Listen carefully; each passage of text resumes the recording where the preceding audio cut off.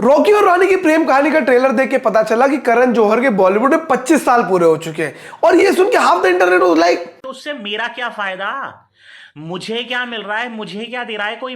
इतने सालों में करण जौहर ने कंट्रोवर्शियल टीवी शोज और अनटैलेंटेड नेपो किड्स के अलावा कुछ ढंग की फिल्में भी दी हैं, लेकिन बॉलीवुड में अच्छी फिल्मों की उतनी ही वैल्यू होती है जितनी इंडियन क्रिकेट टीम के सिलेक्शन में रणजी ट्रॉफी की परफॉर्मेंस की होती है। खैर, इस बार लड़ झगड़ के धक्का मुक्की मारपीट करने के बाद मैंने फाइनली देखी रॉकी और रानी की प्रेम कहानी का प्रेस शो और अगले 5 पॉइंट्स में मैं आप लोग को बताऊंगा मुझे फिल्म कैसी लगी और क्यों, because I am Jain and you are watching.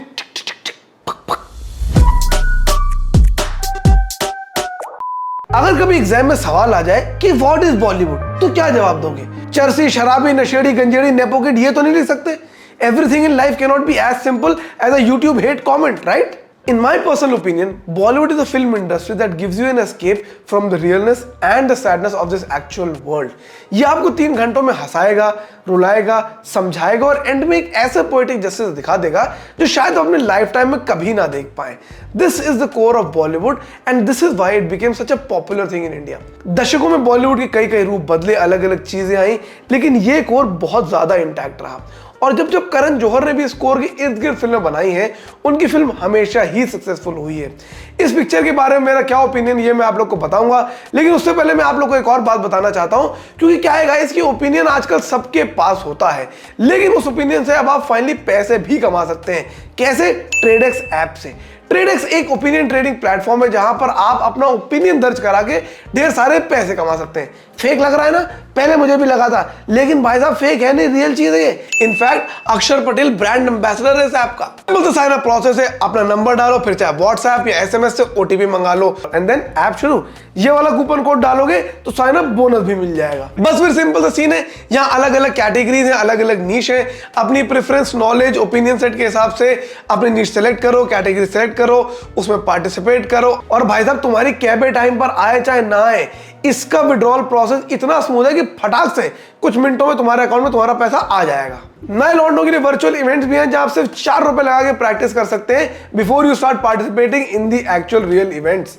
जाओ जाके डाउनलोड करो, सिंपल सा पैसे ऐड करने का प्रोसेस है। ये वाला कूपन कोड इस्तेमाल करोगे तो फर्स्ट रिचार्ज बोनस भी मिल जाएगा। और हाँ, अपने दोस्तों को भी रेफर करो, क्योंकि तुम अपने पैसे तो कमाओगे, जो पैसे तुम्हारा रेफर करा वो दोस्त कमाएगा, उसके भी 0.25% तुम्हें मिल जाएंगे। भाई साहब इतनी बढ़िया बात है। इसी बात पे शुरू करते हैं आज की फिल्म का रिव्यू और डिस्कस करते हैं पॉइंट नंबर 1, यानी कि the plot of the film.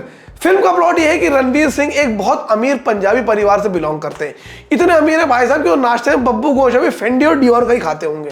मतलब यहाँ हमारे मोजे मैच नहीं हो रहे, वो भाई साहब अपने कपड़ों से अपनी गाड़ी के कलर मैच करके निकलते हैं बाहर। ये वही बात। उनकी दादी का कैरेक्टर प्ले करते हैं जया बच्चन। अब उस कैरेक्टर के साथ दिक्कत यह है कि उस कैरेक्टर को भी सच्चा प्यार नहीं मिला, शादी हुई भी तो पति कहीं और चक्कर चलने लगा। बताओ यार, हाउ सैड। दूसरी तरफ है आलिया भट्ट। मेरे भाई साहब इतने सब्सक्राइबर नहीं जितने यहाँ पे आलिया भट्ट ने साड़ियां बदलनी है। वो बिलोंग करती है एक एजुकेटेड, कल्चर्ड, भद्रलोक टाइप की बंगाली फैमिली से।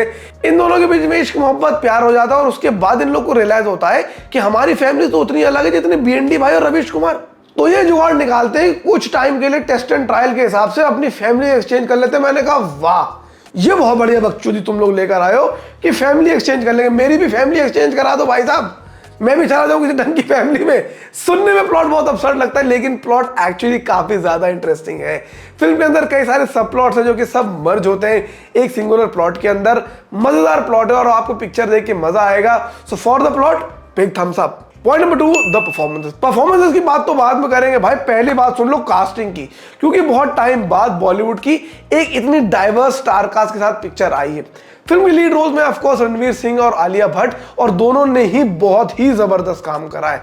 इंडिया को इनकी जोड़ी काफी ज्यादा पसंद आएगी। मेरे हिसाब से दे आर द बेस्ट जोड़ी in India right after Sachin Tendulkar and Virender Sehwag. क्या कैरेक्टर पकड़ा है दोनों ने कि दोनों को देख के मजा आ जाता है। But Ranveer Singh is a cut above all of them. उस इंसान के अंदर तो जादू है भाई, ऐसा लगता है कि वो इंसान अगर फरहाद सामजी के लिखे हुए डायलॉग भी बोलेगा ना तो वो भी बढ़िया सुनाई देंगे, ऐसा लग रहा है मुझे तो। Alia Bhatt has also done a great job. I would say that she was slightly underwhelming in front of Ranveer Singh, but there is nothing to complain when it comes to her work. उनका जी के बढ़िया हो चाहे ना हो भाई साहब, वो एक्टर तो गजब की है। और अगर नेपोटिज्म से ऐसे बढ़िया टैलेंट मिल रहा है हम लोगों को, तो देखा जाए तो it's not that bad a thing also यार, सही बताऊं तो। इसके अलावा द स्टैंड आउट्स आर तोता रॉय चौधरी एंड चूर्नी गांगुली जो प्ले करते हैं आलिया भट्ट के पेरेंट्स का कैरेक्टर। दोनों बहुत अच्छे एक्टर्स हैं और बंगाली इंडस्ट्री में काफी ज्यादा काम कर चुके हैं। आई एम सो ग्लैड कि बंगाली कैरेक्टर्स के लिए बंगाली एक्टर्स को ही कास्ट करा। करण जौहर ने अपना ही फॉर्मूला तोड़ा और बहुत अच्छे एक्टर्स को यहाँ पे काम करा और ऐसा ही होना चाहिए भाई। वर्नाक्युलर इंडस्ट्री में इतना ज्यादा टैलेंट है, they also deserve to be cast in the roles at least जहां पर उनके कल्चर रिप्रेजेंट हो रहे हैं। दोनों ने बहुत बढ़िया काम करा। Aamir Bashir plays Ranveer's father and he's also done a very good job. जय बच्चन plays Ranveer's दादी एंड उनका काम मुझे थोड़ा हल्का लगा। हालांकि उनके लिए कुछ करने को नया कुछ था नहीं, मतलब जैसे वो पापाराज़ी के साथ बिहेव करती है वैसे ही उन्हें सारे कैरेक्टर के साथ बिहेव करना था, लेकिन कहीं ना कहीं मजा नहीं आया उनको देख के। एक तो उनको कैरेक्टर एकदम यूनिडायमेंशनल सा बना दिया था, मतलब उस औरत की लाइफ में कोई और इमोशन है ही नहीं, बस वो गुस्सा इरिटेटेड रहती है।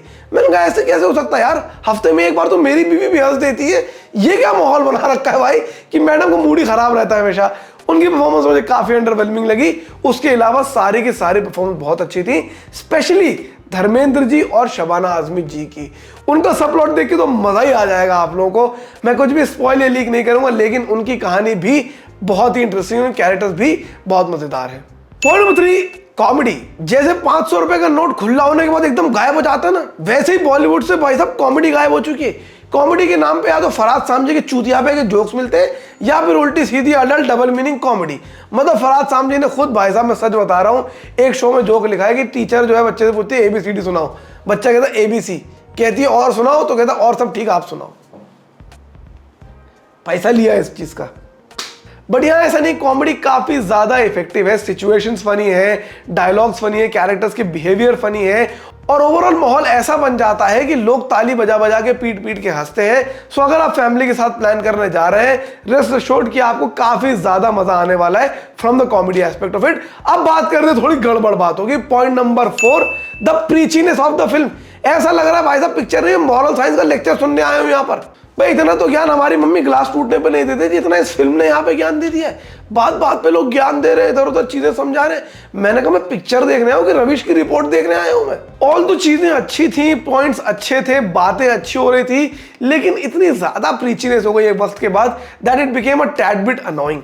और वो इफेक्टिव नहीं है, मतलब वो 1-2 लाइन में खत्म नहीं हो जाती है। लंबे लंबे मोनोलॉग चल रहे हैं, पहले एक कैरेक्टर दूसरे को समझा रहा है, दूसरा कैरेक्टर तीसरे को वही बात समझा रहा है। मैंने कहा ये कर लियो पहले, चुम्मी चाटी तो बाद में दिखा देना। Point number 5, the run time of the film. 2 घंटे 48 मिनट का रन टाइम है, जिसमें आधे टाइम तो गाने ही बज रहे हैं। भाई साहब गाने तब बजाओ जब गाने बढ़िया हो। एक गाना बहुत झुमका अच्छा है, बाकी सब के सब गाने बहुत ही मिसेबल है, लेकिन लंबे लंबे गाने चल रहे हैं, लंबे लंबे लोग एक दूसरे को ज्ञान दे रहे हैं। ओवरऑल मुझे लगता है कि 2 घंटे 48 मिनट के बाद आप टायर आउट होने लगते हो फिल्म के लिए। पहला हाफ बहुत स्ट्रेच कर दिया है, सेकंड हाफ तो मतलब कहीं और ही लेके चले गए हैं, और जो फर्स्ट हाफ और सेकंड हाफ के बीच में डिस्कनेक्ट है वो काफी ज्यादा एक्सट्रीम है। ये सब की वजह से मुझे लगता है कि फिल्म बहुत अच्छी बन सकती थी, लेकिन उतनी अच्छी नहीं बन पाई।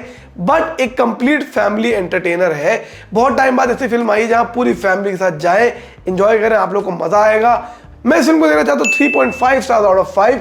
1 पॉइंट मैंने काटा है प्रीचीनेस और लेंथ का, और हाफ पॉइंट मैंने काटा है फालतू के गानों का। अगर आप लोग को मेरा वीडियो अच्छा लगा तो इसे लाइक कीजिए, कमेंट करके अपना ओपिनियन बताइए और सब्सक्राइब कीजिए मेरे चैनल को ऐसे और भी वीडियोस देखने के लिए। Bye bye.